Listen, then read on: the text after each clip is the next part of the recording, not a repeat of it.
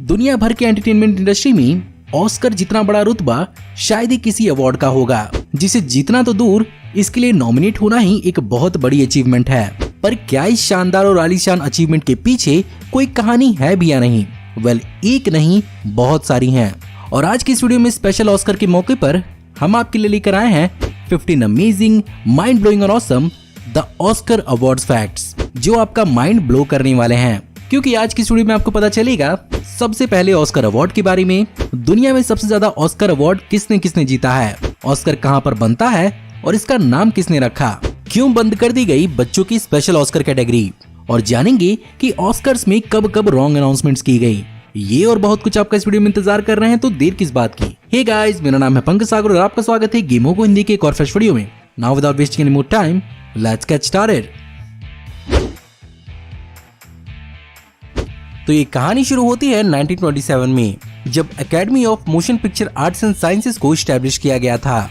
और इसकी शुरुआत की थी MGM यानी मेट्रो गोल्डविन मेयर के फाउंडर लुइस बी मेयर ने, जिनका इंटेंशन फिल्म मेकिंग के 5 ब्रांचेस जो कि थे एक्टर्स, डायरेक्टर्स, प्रोड्यूसर्स, टेक्नीशियन और राइटर्स, इन्हें यूनाइट करके इनके काम को अप्रिशिएट करना। और यही करने के लिए एकेडमी अवार्ड, जिसे ऑस्कर अवार्ड भी कहा जाता है, इसकी शुरुआत हुई। और 1929 में सबसे पहले ऑस्कर अवार्ड सेरेमनी की शुरुआत हुई। सबसे पहले एकेडमी अवार्ड यानी ऑस्कर अवार्ड की सेरेमनी की शुरुआत हुई थी 16 मई 1929 को हॉलीवुड रूजवेल्ट होटल में, जिसका हिस्सा 270 लोग बने थे। और ये सेरेमनी इतनी ज्यादा सिंपल और स्ट्रेट फॉरवर्ड थी कि ये सिर्फ और सिर्फ 15 मिनट तक ही चली थी, जहां पर टोटल 12 कैटेगरीज को अवार्ड दिए गए थे। और इस पहली सेरेमनी के अंदर नॉमिनीज को उनके साल 1927 से लेकर 1928 तक के सारे कामों को जज किया गया था। और इस पहले अवार्ड सेरेमनी के जजेस में शामिल थे Louis B Mayer, Douglas Fairbanks, Sid Grauman, Mary Pickford और Joseph शैनेक।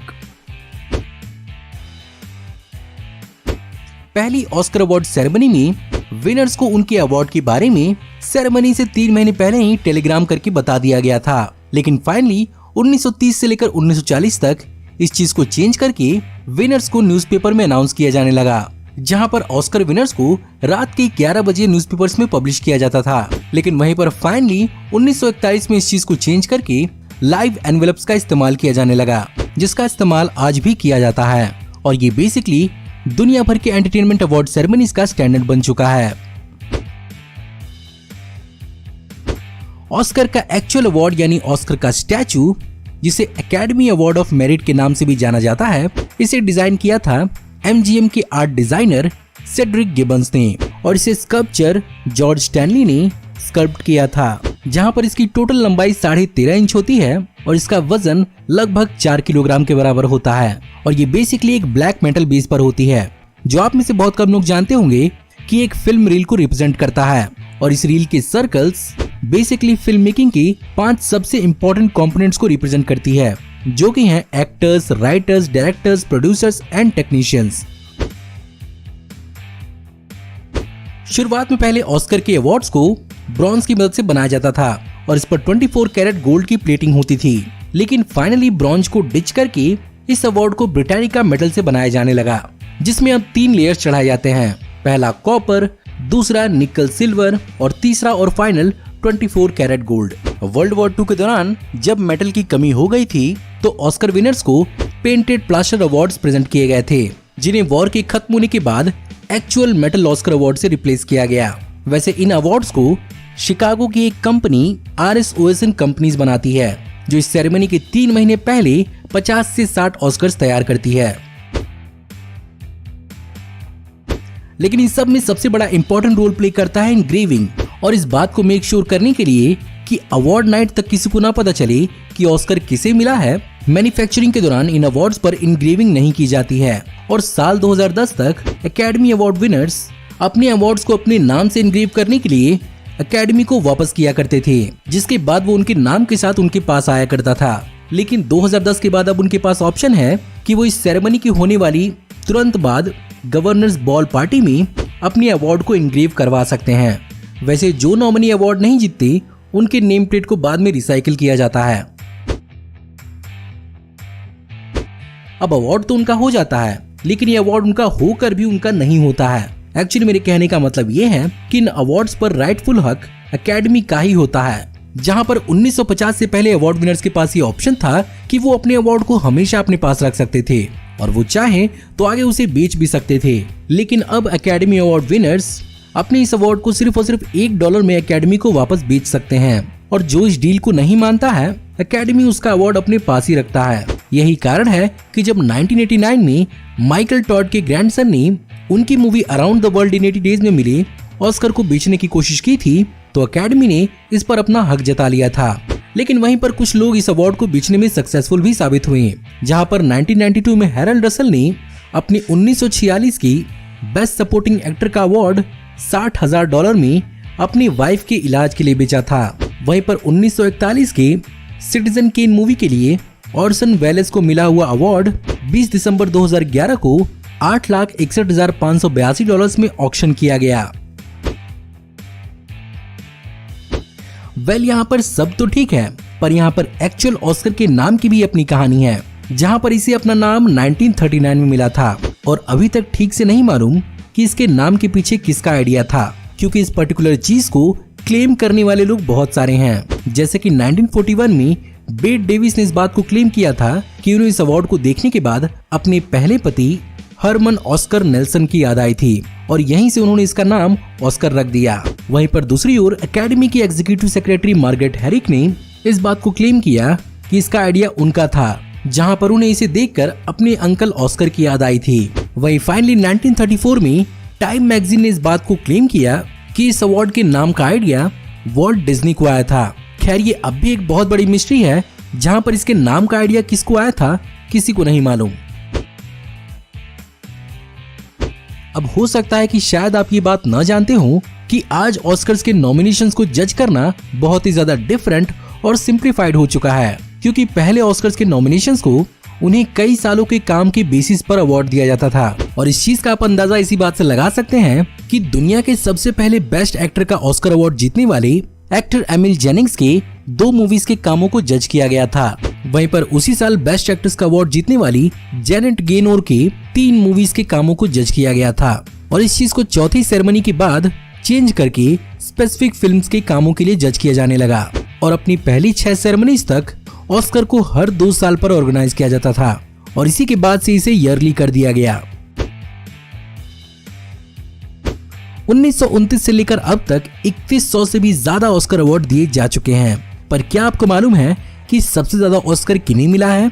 Well it might be surprising for you to know that सबसे ज्यादा ऑस्कर जीतने का अनबीटेबल रिकॉर्ड डिज्नी के फाउंडर वॉल्ट डिज्नी का है, जहां पर उन्हें ऑस्कर के लिए 50 बार नॉमिनेट किया गया था, जिसमें से 20 ऑस्कर उन्होंने जीते थे।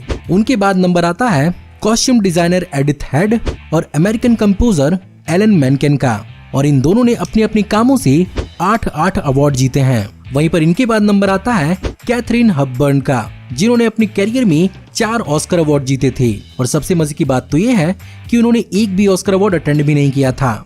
फाइनली उनके बाद नंबर आता है Ingrid Bergman, Daniel Day Lewis, Jack Nicholson और मर्ल स्ट्रीप का, जिन्होंने अपने करियर में 3 अवार्ड जीते हैं।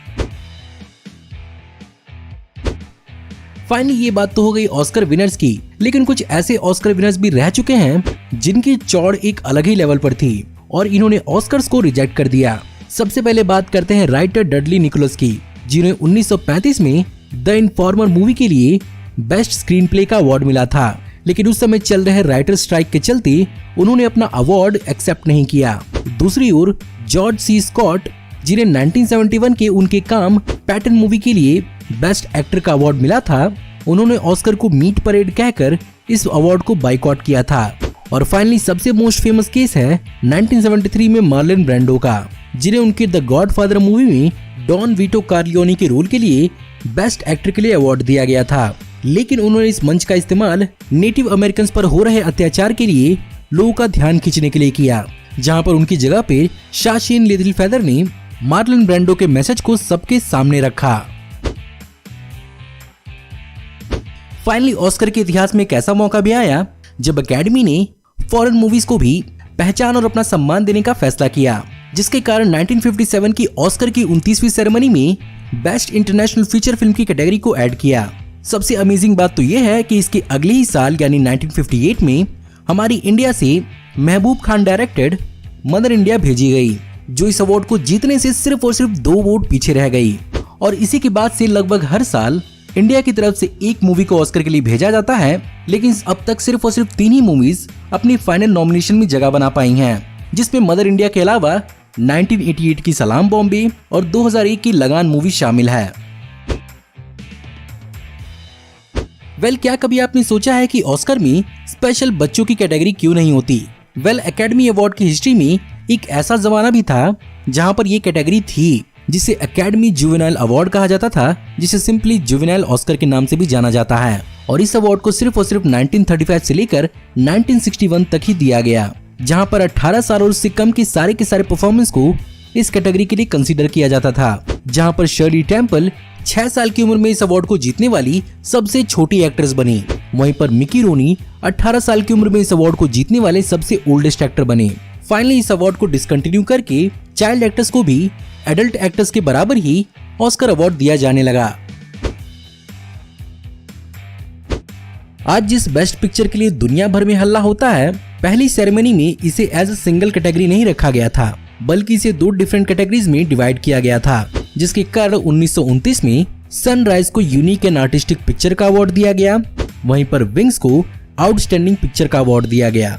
और बावजूद इसके कि ये दोनों कैटेगरीज डिफरेंट थी, इन्हें एक बराबर सबसे सुपीरियर माना जाता था, जिसके कारण सेकेंड सेरेमनी से ही दोनों कैटेगरीज को हटाकर आउटस्टैंडिंग पिक्चर को बेस्ट पिक्चर में बदल दिया गया। और इस साल इस अवार्ड को जीतने वाली मूवी बनी क्लोई जाओ की नोमैडलैंड मूवी। इतनी ज्यादा शानदार और प्रेस्टीजियस अवार्ड, कभी आपने सोचा है कि इसमें कहीं गलती हुई है? इन अवार्ड्स को बांटने की जिम्मेदारी इंसानों की ही होती है, और इंसान परफेक्ट नहीं होते, जिसके कारण कई बार ऐसे मौके आए हैं जब ऑस्कर अवार्ड में गलतियां हुई हैं। मिसाल के तौर पे 1933 के एकेडमी अवार्ड की बात करते हैं, जहां पर प्रेजेंटर विल रॉजर्स ने नाम पढ़ने की जल्दबाजी में फ्रैंक लॉयड की बजाय अपने दोस्त फ्रैंक कापरा को अवार्ड पकड़ा दिया। और जब उन्होंने इस बात को रियलाइज किया तो वो वहीं पर शर्म से पानी पानी हो गए। वहीं पर 1964 में सैमी डेविड जूनियर ने भी कुछ ऐसा ही किया, जहां पर उन्होंने टॉम जोन्स के बजाय जॉन एडिसन को अवार्ड के लिए अनाउंस कर दिया। आगे इससे भी बहुत बड़ा ब्लंडर फटा और 2017 में फे डनवे और बॉरन बेटी ने ला ला लैंड को बेस्ट पिक्चर डिक्लेयर कर दिया। लेकिन ला ला लैंड की पूरी स्टार कास्ट की स्टेज पर आने और सेलिब्रेट करने के बाद उन्हें फाइनली पता चला कि बेस्ट पिक्चर का नाम गलती से अनाउंस कर दिया गया है और मूनलाइट असली विनर थी। और यही पर्टिकुलर इंसिडेंट बहुत बड़ी डिबेट और मीम का कारण भी बना। तो गाइस, ये थे 15 अमेजिंग, माइंड ब्लोइंग और awesome the Oscar awards fact. इस बार का ऑस्कर अवार्ड्स हर साल के ऑस्कर अवार्ड से बहुत ही ज्यादा फीका साबित हुआ, obviously due to corona virus. लेकिन फिर भी अवार्ड्स को बहुत ही कॉशन के साथ डिस्ट्रीब्यूट किया गया। बाय द वे, अगर आपको आज की वीडियो पसंद आई हो तो इस वीडियो को लाइक जरूर करिएगा। वैसे अगर आप ऑस्कर की डिटेल्ड ओरिजिन या ऑस्कर काम कैसे करता है ये जानना चाहते हैं तो हमारी उन वीडियोस के भी लिंक मैंने आई बटन में आपको दे दिए हैं। अगर आपको भी ऑस्कर के बारे में कोई और फैक्ट्स मालूम है तो हमें कमेंट बॉक्स में जरूर बताइएगा। इसके अलावा अगर आप हमारी आने वाली ऐसी ऑसम वीडियोस को एंजॉय करते रहना चाहते हैं तो हमारे चैनल को सब्सक्राइब करिए, बेल वाले आइकन को दबाइए और हमारी वीडियोस को बिना मिस किए एंजॉय करते रहिए। और अगर आप चाहें तो इस वीडियो की लिंक को अपने दोस्तों ग्रुप्स के बीच में जितना हो सके उतना शेयर करें। Thank you for watching. See you in the next video. Till then, take care. Goodbye.